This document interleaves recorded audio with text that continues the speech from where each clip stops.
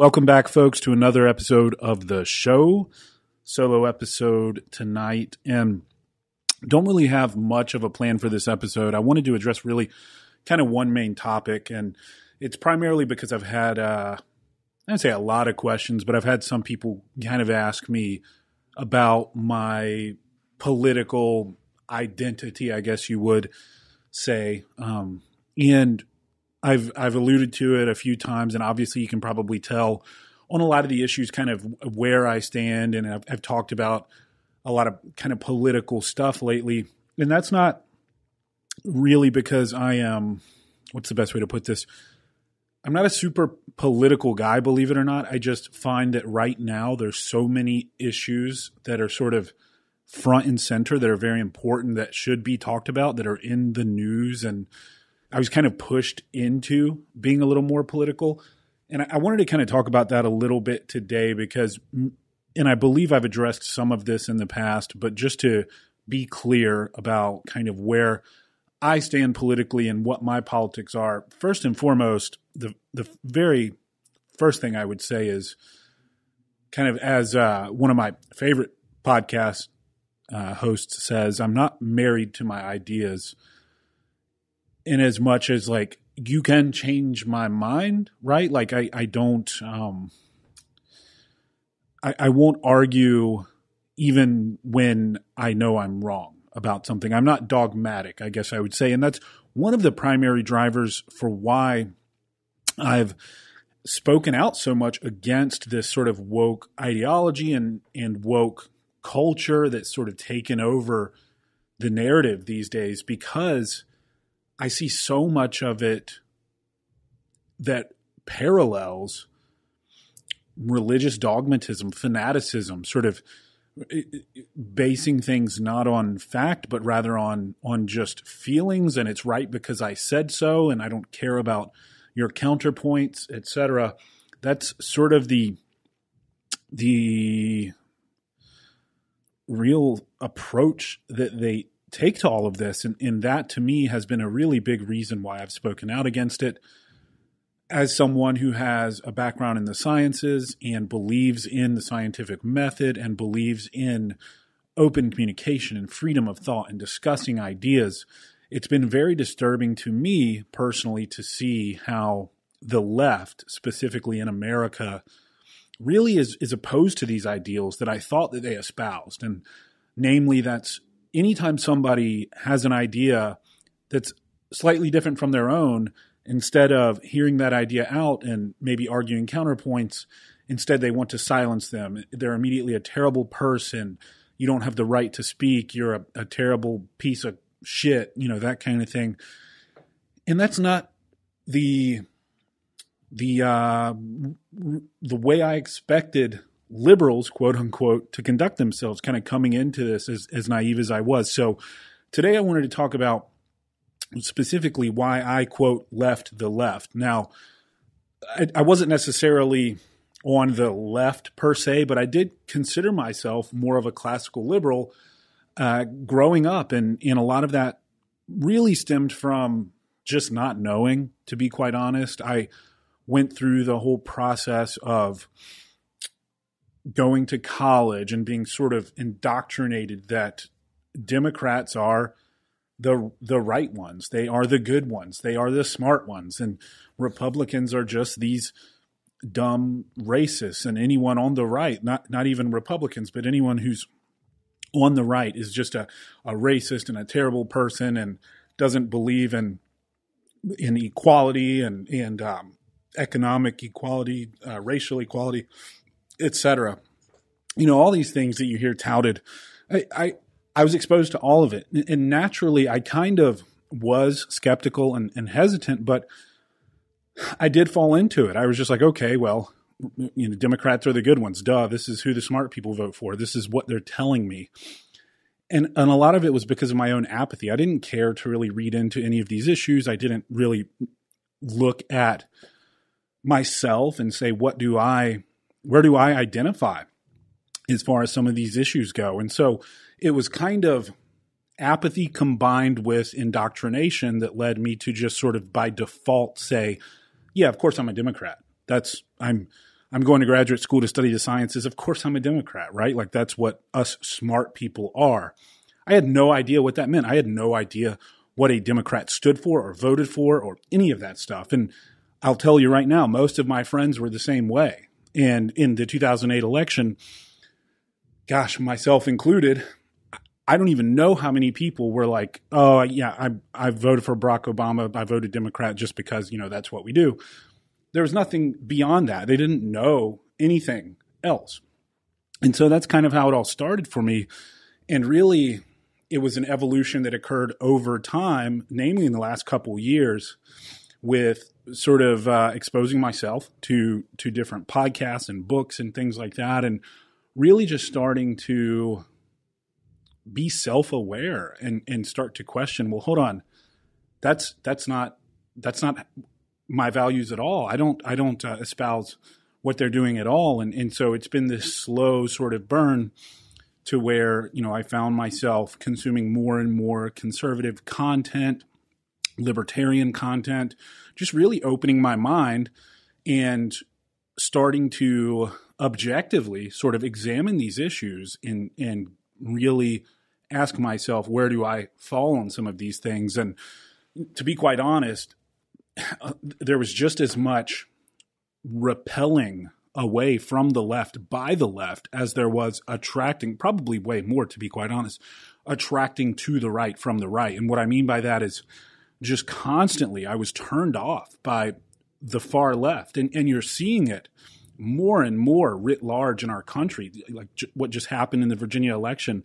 A lot of this wasn't because folks were necessarily like, oh, yeah, Republican. It was because they were like, good Lord, these people on the left are nuts. And that's sort of what happened for me. I started to see things that just flew in the face of my values and what I stood for as far as my background in science, and seeing a lot of this sort of subjectivity arise in things like sex, sex and gender, and sort of the difference between men and women, and this sort of men and women are the exact same, and the only difference is how we're brought up, and that shapes us into who we are. I mean, it's just preposterous. A lot of these things just made zero sense to me, because you learn very early on in the biological sciences that sexual dimorphism is a thing. Men are bigger and stronger and faster on average than women, and that's not bad. That's not good. That just is. Okay. And I started to take issue with a lot of these things that sort of flew in the face of science, and it got more and more crazy. It eventually resulting in things like math is racist and getting the right answer is white supremacy or a symbol of whiteness. I mean, this is absolutely preposterous stuff, and it's dangerous stuff. And so it was just as much these ideas that repelled me away as it was the right attracting me. It was both, for sure. Because ultimately, here's where I stand, okay? And I'm basically minimal government. There's a very defined role for the federal government in our lives. I don't want any more than that. I don't want any less than that. I want it as minimal as possible to protect our intrinsic rights, our God-given rights, and that's it. And I want to live my life on my own terms, and I want you to live your life on your own terms, and you can do anything you want. I truly do not care, as long as it doesn't create an externality that adversely affects myself or the people I care about. And that's essentially my politics. So minimal government. And obviously this flies in the face of what a lot of Democrats are trying to do these days. But, it extends beyond that, because as I sort of found myself being attacked by folks on the left by just really talking about things that I found to be commonsensical, at least they were at one point, all of a sudden I was the enemy, talking about things like hard work and discipline and being the best and dominating and all these things. All of a sudden you're this terrible cisgender white male meathead dumb, patriarchal figure, and you're the worst person ever, and all of this. And it's just like, holy crap, why do these people hate me? It's all of a sudden I'm hated just for who I am. Nothing more, nothing less. Literally just you're a white male, you are the devil. And how dare you talk about working hard to be the best? That's a symbol of whiteness. I mean, it's just this preposterous, crazy stuff. I wasn't trying to be controversial. I wasn't trying to be political. I wasn't trying to ruffle any feathers, but all of a sudden I found myself being attacked. And it really came to a head last year when I put out a video. So, and you guys have probably heard me tell this story if you've listened to the podcast from the beginning or tuned in recently and gone back and listened to some episodes. But how I fell into all of this, talking about politics and wokeness and all this stuff, is basically I was putting out fitness content for my coaching business on Instagram. I was putting out training videos in the gym last year, early last year, so 2020. This is being recorded in November of 2021. But I was putting out videos in 2020, early in the pandemic, in the gym, right here at the office gym, not wearing a mask because we have not required masks from the beginning because of the science. And I got a lot of videos, I got a lot of DMs and messages and texts from my clients and all sorts of folks basically asking me, hey, why are you not wearing a mask in your videos? Isn't that irresponsible? And so I got so many that I decided to just create a video to take the time to sit down and create a video about masks in the gym setting and the efficacy or inefficacy, rather, of them at mitigating the spread of viral disease, specifically cloth masks, right? So I put a video out. I put a lot of time into it, doing my research. I cited articles from various research groups all around the world because I was like, I've gotten a lot of these questions. I feel like I owe you guys this. I hope this helps you. I'm trying to provide information, trying to be helpful, right? And so here's why I'm not wearing a mask in the gym setting. And the blowback was ridiculous. I lost clients. People blocked me. People came after me and called me a horrible person.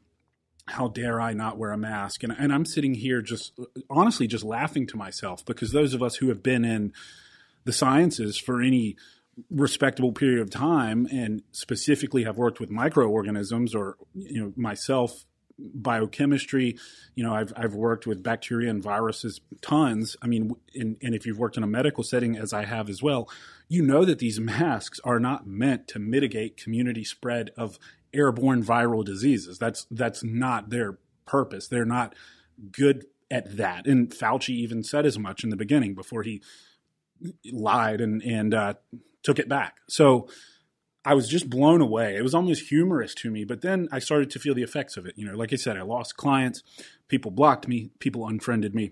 It was crazy. And it was the first time I really felt the sting of, quote, cancel culture. Essentially people not liking what you have to say and thusly deciding that you shouldn't exist, right? And so it's sort of a mellowed out version of that, right? Just people blocking me and deleting me. They weren't trying to get me removed from platforms, which it would be true cancel culture. But still, I felt that for the first time. And I thought I was doing this great thing, helping people out, putting out informative content. Boy, was I wrong. So that caused me to really delve into this stuff even more. I'm like, good Lord, what is going on? Because I hadn't really spent much time on Twitter or been involved in any of that. I was putting out my fitness content. I was, listening to certain podcasts.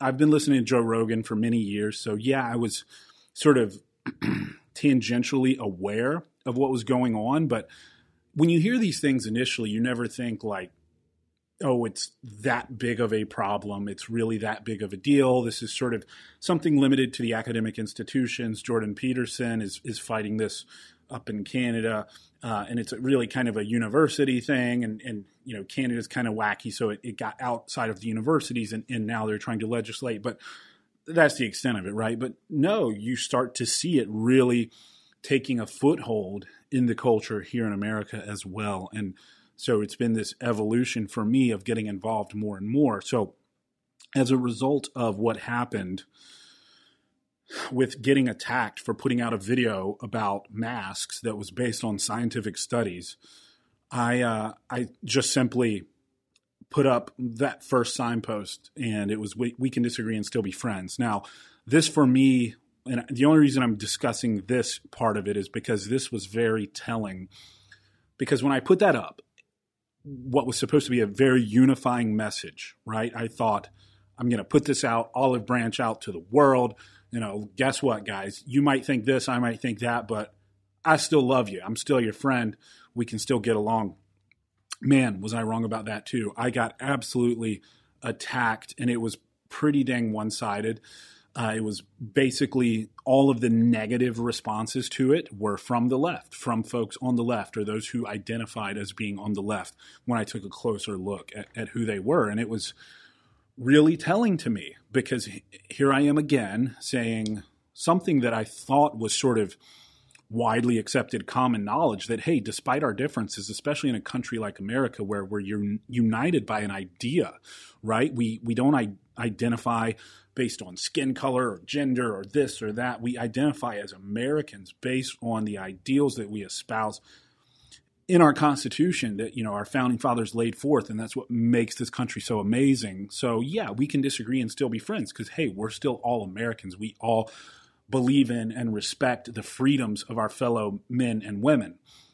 But again, I was completely wrong. I was so very wrong. And it went super viral, that post. And I had to stop reading the comments. There were thousands and thousands and thousands of comments, people calling me a white supremacist and all these things, which of course is based solely on the way that I look, not based on anything beyond that. They just see big white guy with a beard and tattoos must be a white supremacist. When literally I'm putting up a message of unity. We can disagree and still be friends, which, by the way, is how I still feel.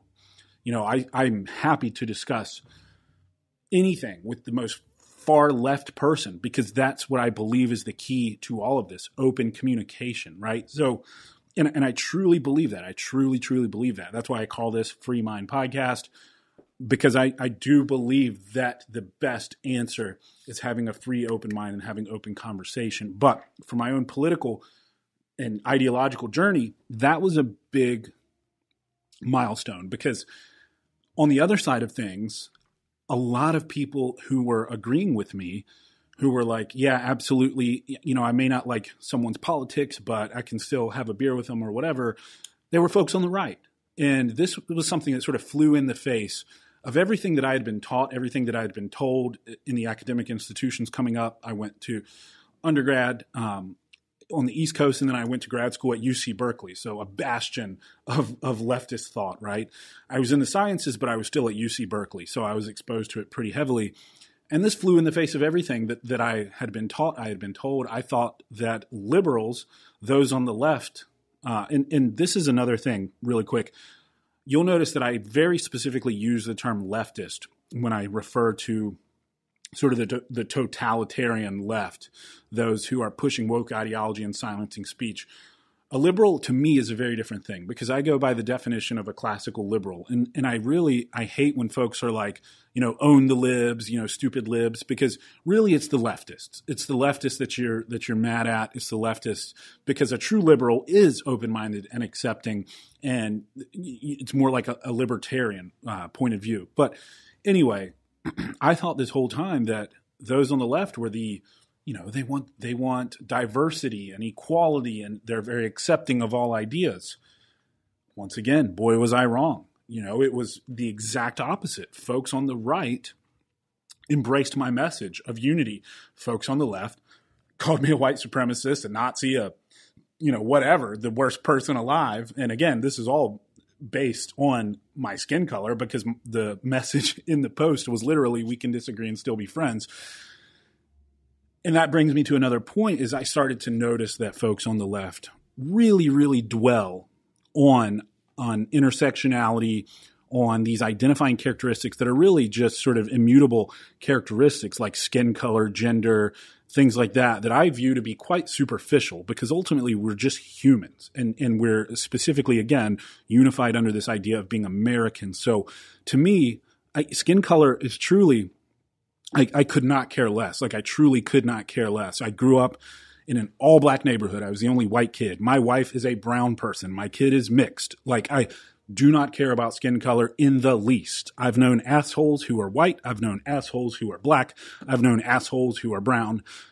People are people, right? And this is something that I thought was sort of the accepted way of looking at the world, especially in America, the most diverse, both ethnically and ideologically, country in the world. However, once again, boy, was I wrong, because apparently it's still all about race on the left. And that really shocked me. It really made me sort of pause, because I was like, wait a sec.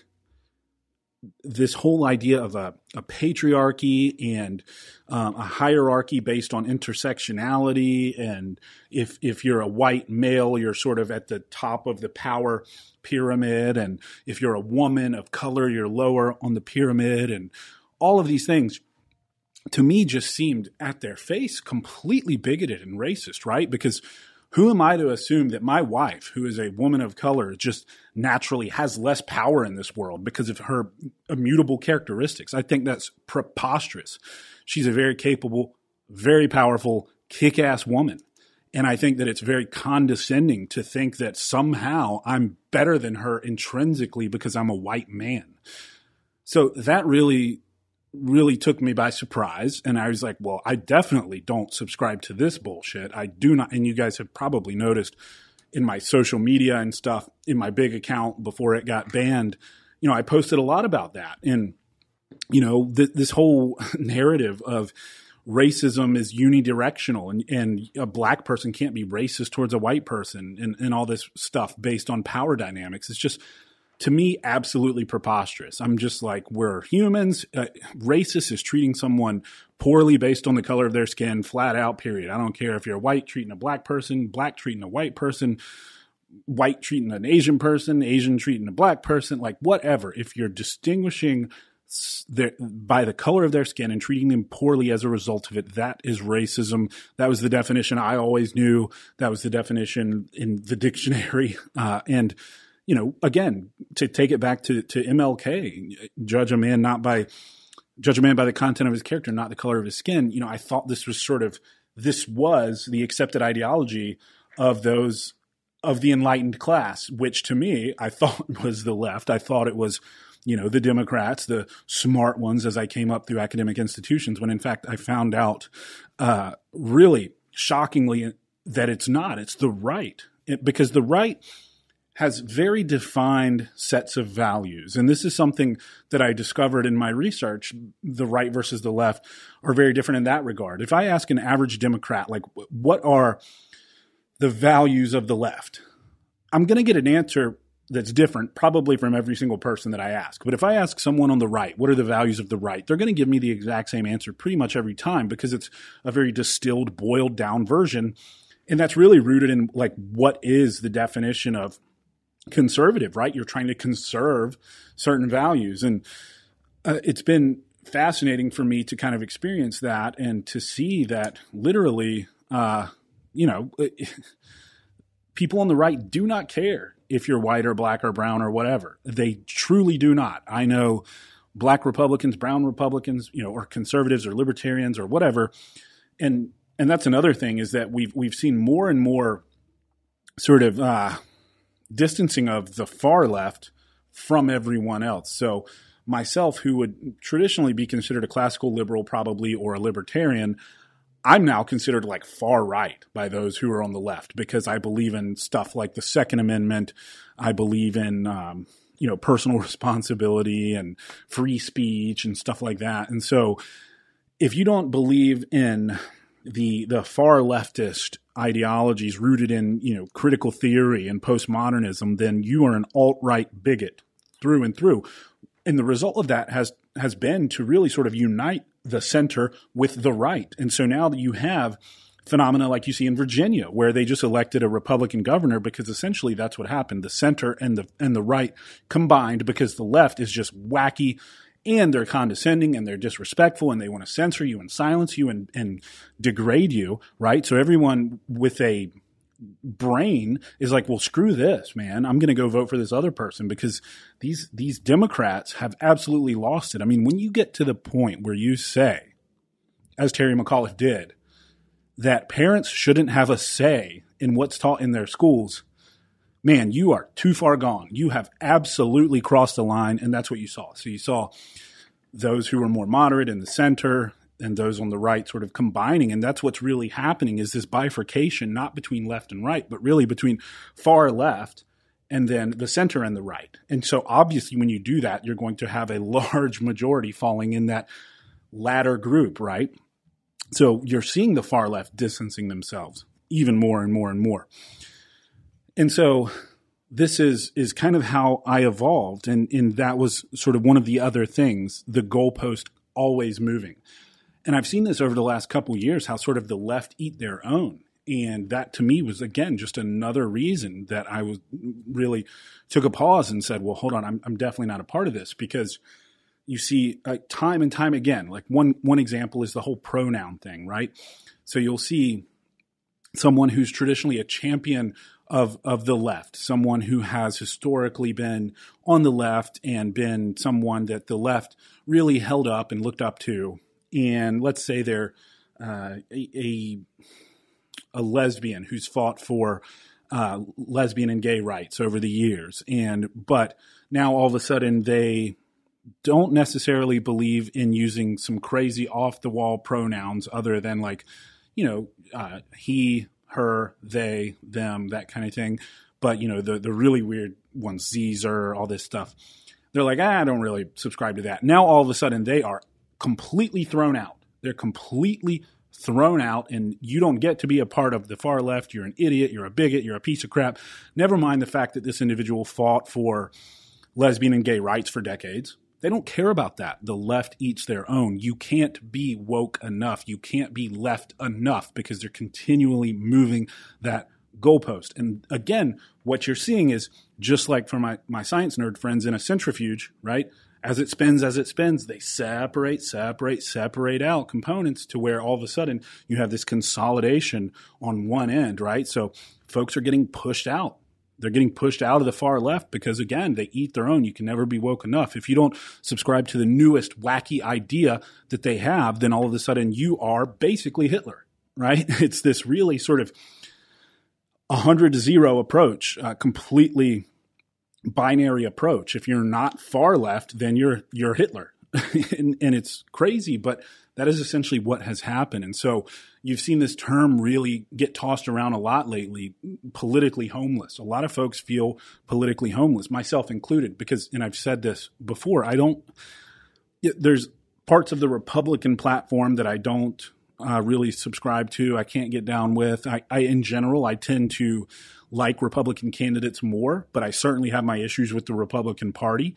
And, I'm definitely not a Democrat. So I have been politically homeless. I've been made politically homeless, really.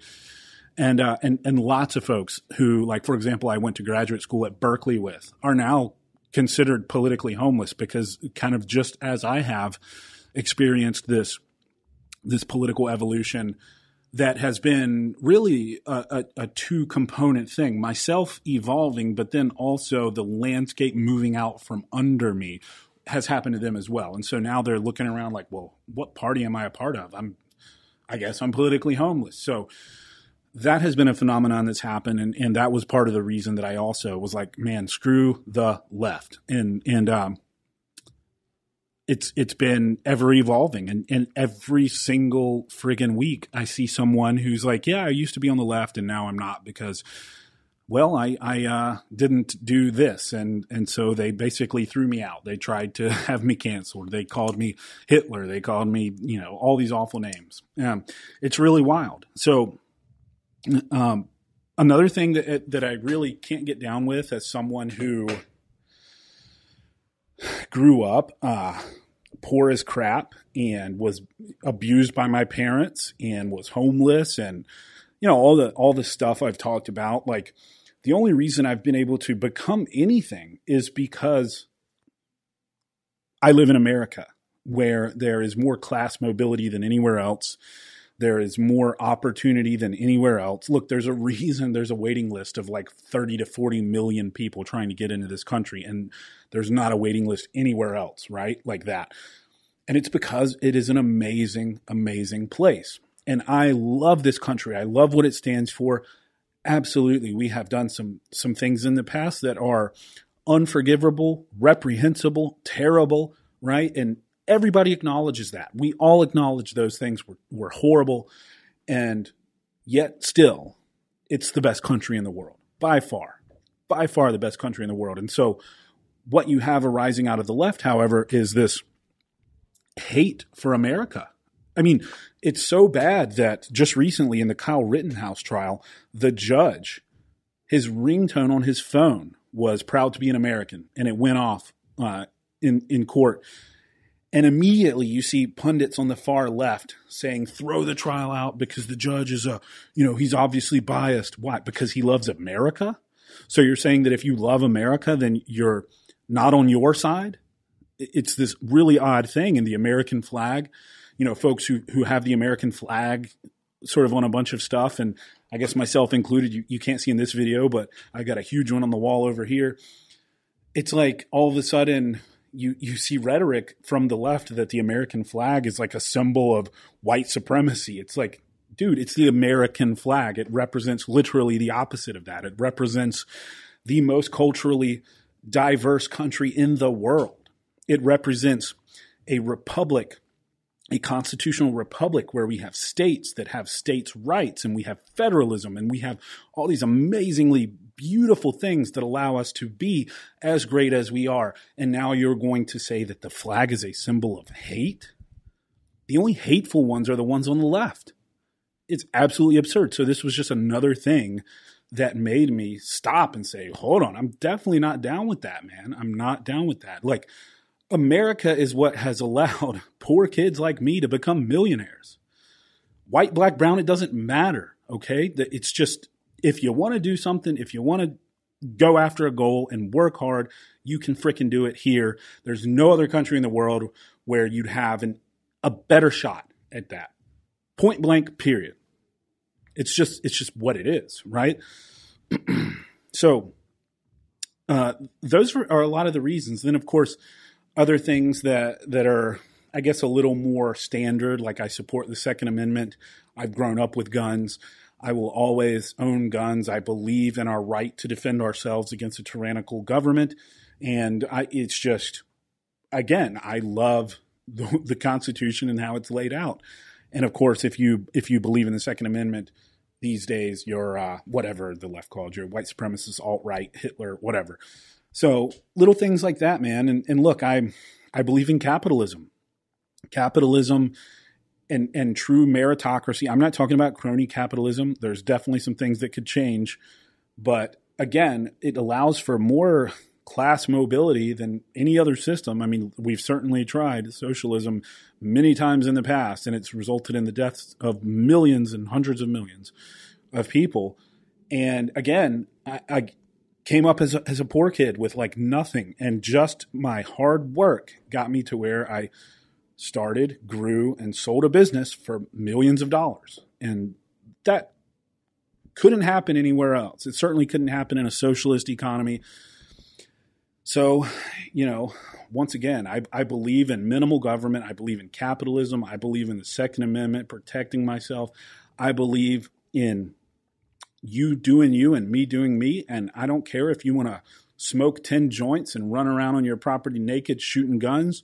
You do you. Just don't come onto my property and expose yourself to my daughter, because then we have a problem, right? It's to me, it's the most commonsensical, basic thing. But again, it's heresy to the left, right? And I could just go on and on and on, right? Like the fact that we want to fortify our southern border. Like every country in the world has borders and protects their borders, but it's a xenophobic, racist, bigoted thing to do here for some reason. It's just you can go on and on and on about this stuff, but I wanted to give you guys kind of an idea as to why I am so outspoken about these things. I'm a dad.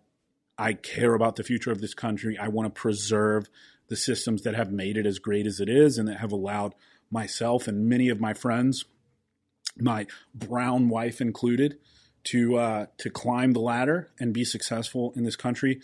And that's why I'm so passionate about this stuff, and that's why I'll always speak up about what I believe and how I feel. And I encourage you all to do the same. And look, we're not even going into the most recent things, which are these vax mandates and all of this stuff. Like, it's preposterous. It's truly amazing to think that we have allowed ourselves to get to this point in this country. And it really blows my mind.